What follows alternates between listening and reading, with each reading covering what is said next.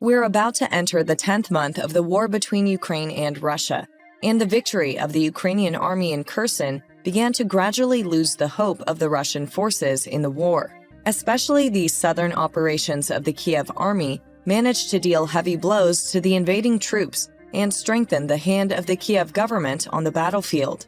Before the Kherson victory of Ukraine, the first drone attack in history organized by the Kiev army in and around Sevastopol, the largest city of Crimea, increased the tension in this region considerably. The Ukrainian army targeted the Russian fleet in the Black Sea with the unmanned aerial vehicles it procured from the USA and Western countries, as well as the unmanned vehicles made by the soldiers of its own army. Especially as a result of this attack, many ships belonging to the Russians were damaged. The most important of the Russian ships exposed to the attack was the new flagship of Moscow, Makarov, and this important ship was also damaged in these attacks. This successful Ukrainian operation was the first gateway to the Crimea for the Kiev army, and Ukrainian leader Zelensky ordered his army to continue advancing. While the Ukrainian army continued to advance at full speed, the fire of freedom of the Kiev army began to burn in Kherson in the past weeks. In Kherson, where the U.S. provided HIMARS to Ukraine, reappeared on the scene.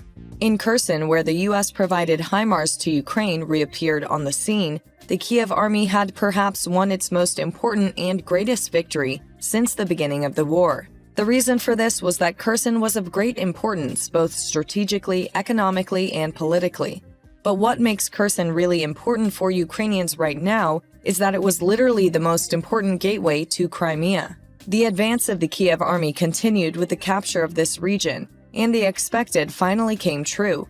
Ukrainian soldiers were now operationally active in and around Crimea. As a result of the Dawn operations they organized, the Ukrainian armed forces managed to control the main logistics routes of the Russians in the Crimea. During the counteroffensive in the south, Ukrainian forces reportedly crossed the line on the right bank of the Dnipro River, liberating about 200 settlements. During a briefing, Alexei Hromov said, "During the offensive operation, our troops entered the border along the right bank of the Dnipro River, liberated 5,580 square kilometers of our territory and 198 settlements." With the capture of these critical areas by the Ukrainian army, the Russian army will have to transport shells and other military equipment by trucks to a distance of 80 to 120 kilometers, which will significantly affect the supply of the coastal group of the Russian Federation. While the Moscow administration is calculating what the Ukrainian army's operations in Crimea will cost, Zelensky's soldiers want to show that they really want Crimea. But at the same time, the invading troops are not sitting idle in this process. The Moscow army built new trench systems near the Crimean border, as well as the Siversky and Donets River between Donetsk and Luhansk oblasts. Presumably, Russia will eventually try to redeploy some of the forces liberated from Kherson to strengthen and expand offensive operations near the town of Bakhmut in the Donetsk Oblast. Some of the positions in the Siversky and Donetsk River area are located 60 kilometers behind the existing front line. This shows that Russian planners took measures against Ukraine's further breakthrough. Ukrainian President Volodymyr Zelensky reiterated his promise to retake Crimea, which was illegally annexed by Russia in 2014, hours after a counteroffensive was launched in the Kherson region in late August.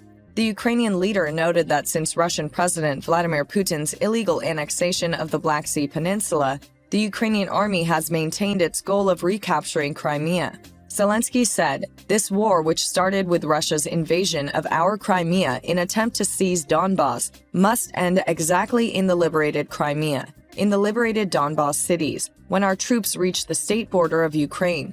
I want the invaders to understand that Ukraine belongs to us. There will be no place for them on the territory of Ukraine. The invaders should know that we will deport them to the border. Our border has not changed. The invaders know it well." The Ukrainian leader also warned Russian troops to either flee or surrender if they want to survive. Considering that Ukraine has been successful in reclaiming lost territory since Putin launched the full operation, there have been many speculations that the Kiev army may attempt to recapture Crimea. In this regard, the statements of Russian Deputy Defense Minister Vladimir Havrilov were quite remarkable. Havrilov said, In the next stage, Ukraine will try to go further down the eastern bank of the river in order to control the Dnieper River, because if you only control one side, it will be very difficult to float any barge. I think the first step of the Kiev army is to really regain the lands lost since February. And if that happens, then the Crimea and the rest of the Donbas becomes a broader question. As for whether Ukraine will continue to Crimea, I think there is a potential for that. Following these shocking statements, the Russian deputy minister detailed his views that Ukraine could retake Crimea. Vladimir Havrilov stated that an unexpected event in Russia involving President Vladimir Putin or his close circle could enable Ukraine to retake Crimea by the end of the year. During a trip by the Russian deputy minister to the UK to see how the Ukrainian armed forces are supported, Havrilov was asked a question about whether it was realistic to retake the peninsula, which Russia illegally annexed in 2014, by January. The Russian deputy minister, on the other hand, referred to the Black Swan theory, where a surprisingly unexpected event overturned previous calculations. Vladimir Havrilov suggested that Russia may encounter a black swan inside, and that this theorem could contribute to the future success of the Russian army in Crimea. After the declaration of Havrilov's news, we move on to the key name on this issue. Russian leader Vladimir Putin has made occasional media appearances at a Security Council meeting when tensions were high in Crimea. Days before launching an all-out invasion of Ukraine, Putin held a meeting with permanent members of the Security Council, personally attending for the first time since February 21st. The Russian leader announced after his meeting in February that he recognized the independence of the two separatist regions in eastern Ukraine, and also signed a decree recognizing the freedom of Putin, the Donetsk People's Republic and the Luhansk People's Republic. Russian troops invaded Ukraine 3 days later.